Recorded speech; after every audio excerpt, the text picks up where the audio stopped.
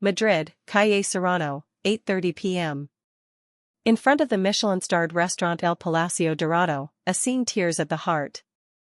Three 8-year-old triplet girls, dressed in worn but clean clothes, stand motionless on the sidewalk.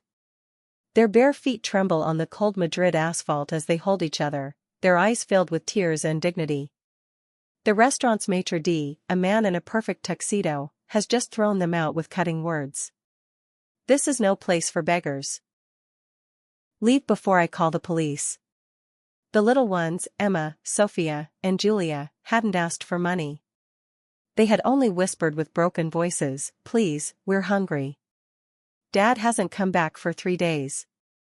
At that moment, a Rolls-Royce Phantom stops in front of the restaurant. Out steps Alejandro Mendoza, 42 years old, a millionaire from the Spanish tech industry, dressed in a custom-made suit worth more than many families earn in a year. He's about to go in for a business dinner worth 500 million euros when he sees the scene that will change his life forever. 3 little abandoned angels representing everything his wealth could never buy, lost innocence and pure love. What Alejandro will discover on the sidewalks of Madrid that night will force him to choose between the deal of a lifetime and the meaning of life itself. Alejandro watches the scene in front of the restaurant and feels something break in his chest. The 3 triplet girls hug each other like a single fragile entity, their identical faces marked by a hunger that goes beyond food, a hunger for security, for warmth, for someone who cares about them. The restaurant's maitre d' notices Alejandro's presence and rushes toward him with a servile smile, completely ignoring the girls as if they were part of the street furniture. "Señor Mendoza, welcome. Your guests are waiting in the private dining room. We've prepared the tasting menu you requested." But Alejandro doesn't move. His eyes remain fixed on those 3 little figures trembling in the cold Madrid night. Emma, who seems to be the eldest by a few minutes, holds the hands of the other 2 in a protective gesture that deeply moves the businessman accustomed to the heights of power. "Who are those girls?" Alejandro asks the maitre d', his voice betraying an unexpected emotion. "No one important, sir. 3 little beggars bothering the clientele. I've already chased them off, but they keep coming back. I should call the police." Alejandro slowly approaches the girls, who look up at him with 3 pairs of identical eyes, large and dark like wells of sadness. They don't run away, they don't extend their hands to beg. They simply stand there with a dignity many wealthy adults lack. "What are your names?"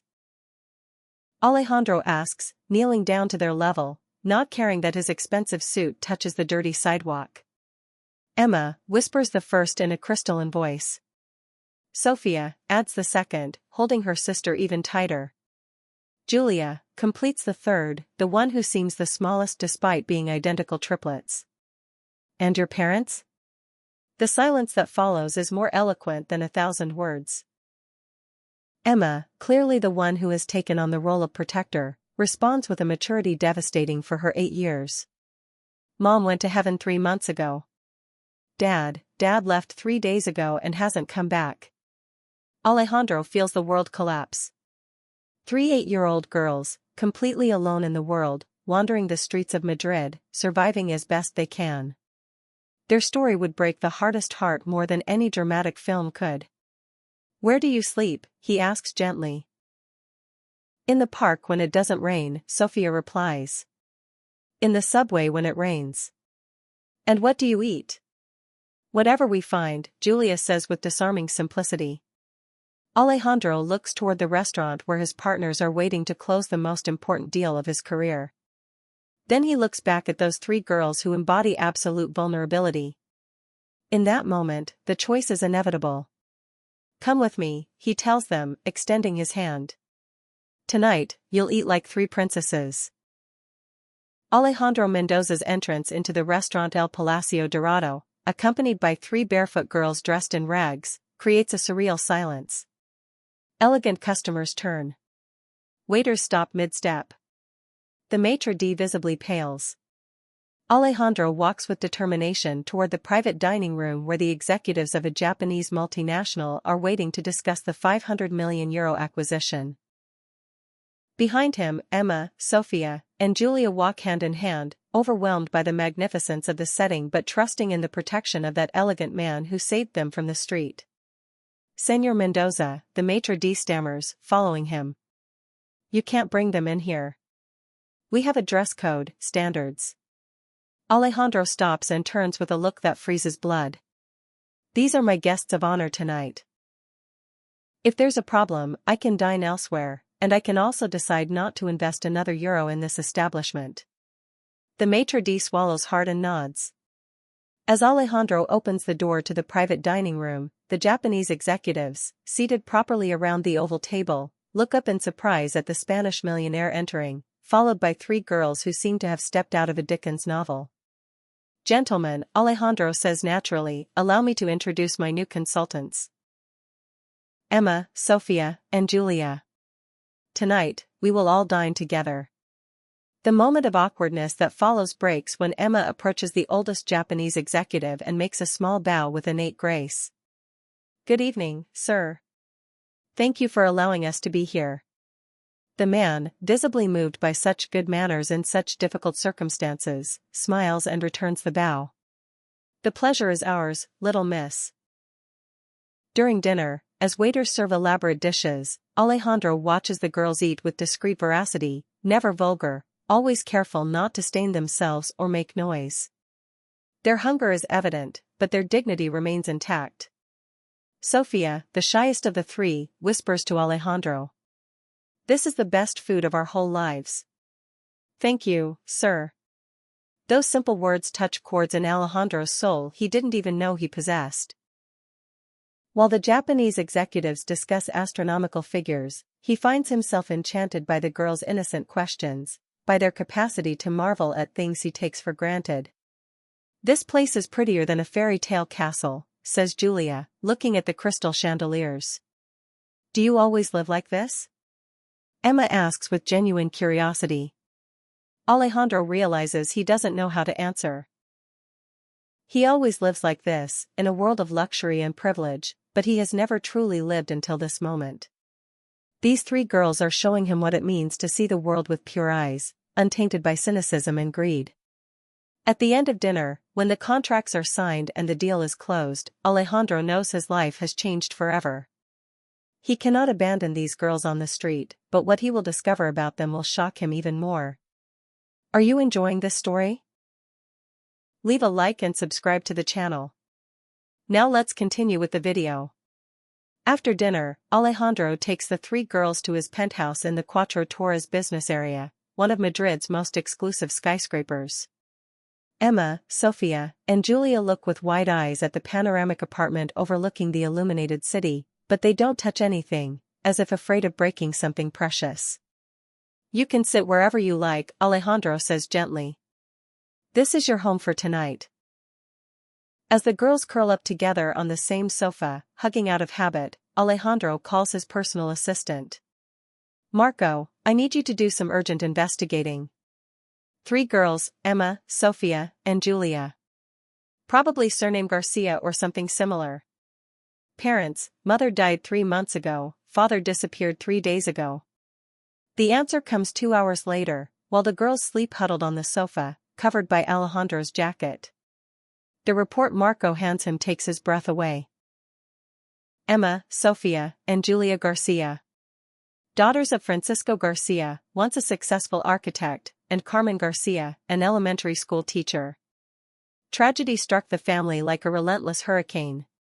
First the diagnosis of Carmen's terminal cancer, then her death after months of suffering that drained all the family's savings.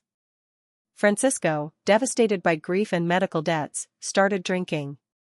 He lost his job, then the house. The girls ended up on the street with him, living on handouts and charity. 3 days ago, Francisco disappeared. Neighbors report seeing him drunk, wandering toward the Manzanares River, talking about reaching her, clearly referring to his deceased wife. But the detail that shocks Alejandro is something else. In the apartment the Garcias lost to debt, drawings and architectural projects signed by Francisco were found. Projects for a skyscraper that Alejandro immediately recognizes. It's the building where he now lives, his €20 million penthouse.